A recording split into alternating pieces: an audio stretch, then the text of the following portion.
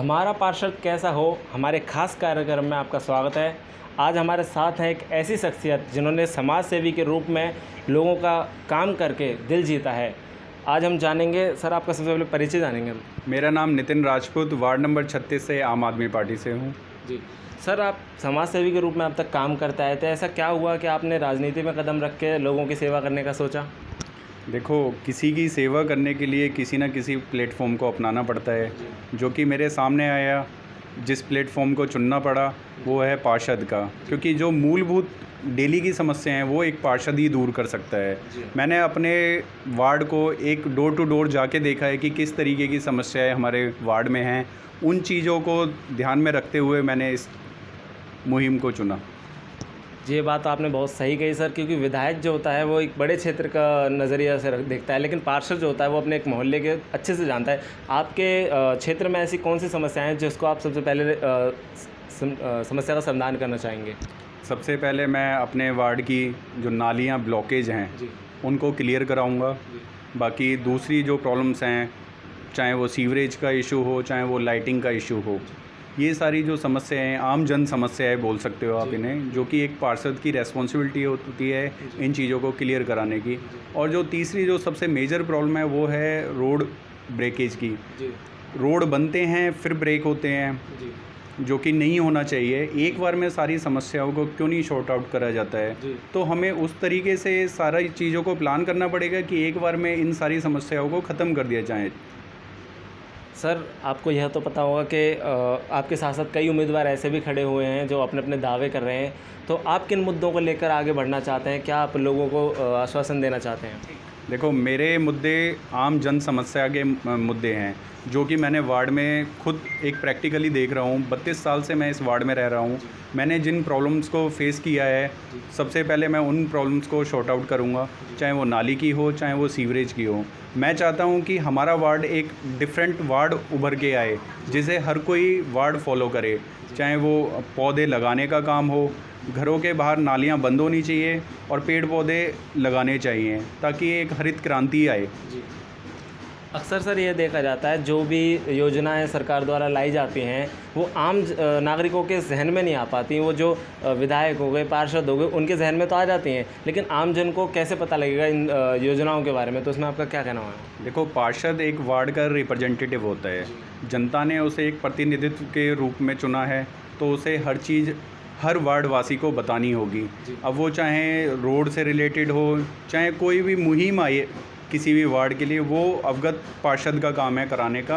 उसे अपनी रेस्पॉन्सिबिलिटी अपने अच्छे तरीके से निभानी चाहिए।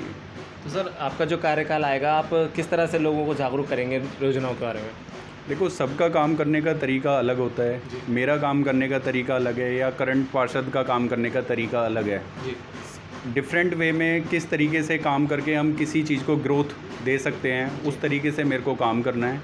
आम जन समस्याओं को ध्यान में रखते हुए 24 घंटे की सर्विस देनी है। ऐसा नहीं कि पार्षद को फ़ोन करा जाए कि मैं टाइम दूंगा, कल मिल लेना, आज मिल लेना। इस तरीके का कल्चर हमें नहीं चाहिए। अभी किसी जनता ने मेरे को किसी समस्या के लिए कॉल किया है तो तुरंत समाधान होना चाहिए।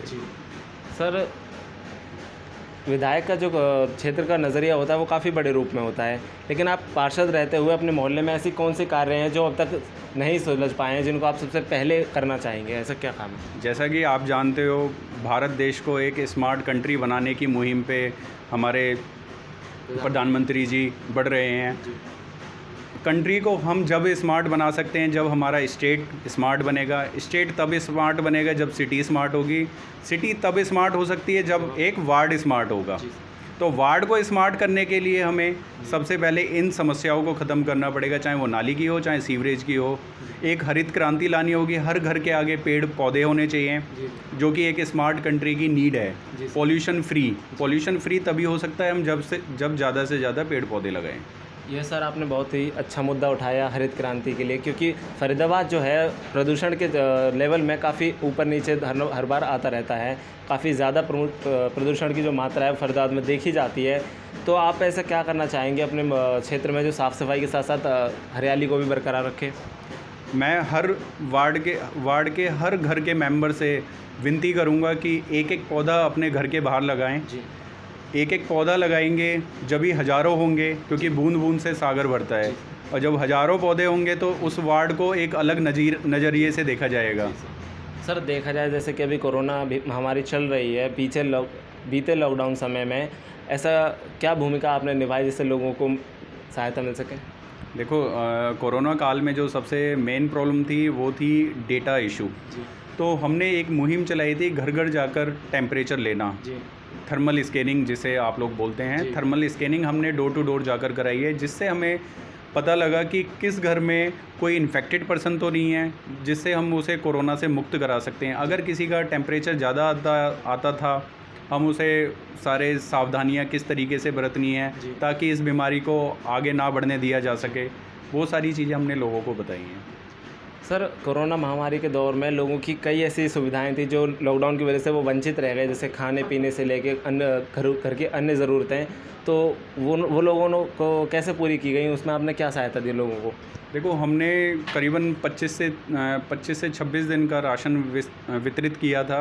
हमने उन लोगों को वितरित किया था जैसे कोई ठेले वाला हो, उसका काम बिल्कुल बंद हो चुका है, या फिर कोई विडो हो या कोई हैंडीकैप्ड हो।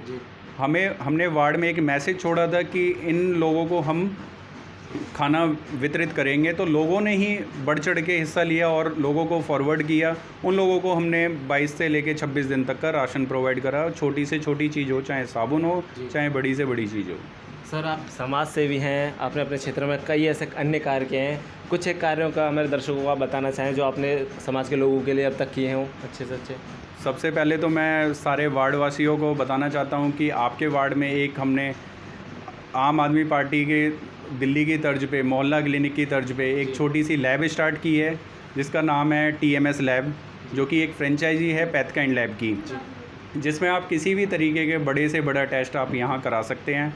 और हमने अपने वार्ड वासियों के लिए एक 10 to 15% का डिस्काउंट भी रखा है, क्योंकि मैंने जो देखा था कि लोग छोटे छोटे टेस्ट के लिए 3 से 4 किलोमीटर दूर जाते थे। मैं चाहता हूं कि हर फैसिलिटी अपने वार्ड में अवेलेबल हो, चाहे वो डॉक्टर की हो, चाहे वो केमिस्ट की हो, चाहे वो लैब की हो। लोग दूर क्यों जाएंगे? उनके एक्सपेंस बचाने हैं, उनको संपत्ति को मेंटेन रखना है, ये हमारा मेन मोटिव है। तो सर जैसा कि आप चाहें कि 15 अगस्त नज़दीक आ रहा है, कोरोना काल चल रहा है, तो इसमें आप लोगों को क्या सावधानियां बरतने के लिए कहेंगे, क्या संदेश देना चाहेंगे जनता को? सबसे पहले तो मास्क का प्रयोग करना चाहिए सभी को, सोशल डिस्टेंसिंग फॉलो करनी चाहिए, कहीं भी भीड़ नहीं लगानी चाहिए। सबसे पहले मैं ये आग्रह करूँगा हर क्षेत्रवासी को, या हर स्टेट या पूरे भारत देश के सभी लोगों को। तो बहुत बहुत धन्यवाद नितिन जी आपका। हम आशा करते हैं आप समाज में आएँ और लोगों को कार्य करके उनको दिल जीतें, उनका हौसला बढ़ाएं इस महामारी में। तो ये थे हमारे साथ नितिन राजपूत जी, वार्ड नंबर 36 से, बल्लभगढ़ से। ऐसे ही आप देखते रहिए हमारे NCR लाइव न्यूज़ को, जहां हम पार्षदों के मन की बात आपसे करेंगे, वो उनके विचार जो हैं आपके सामने रखेंगे। अगर आप भी अपने सवाल कुछ जानना चाहें अपने नगर के पार्षद से, तो हमें कमेंट सेक्शन में भेज दें। देखते रहिए NCR लाइव न्यूज़। मैं आकाश शर्मा, धन्यवाद।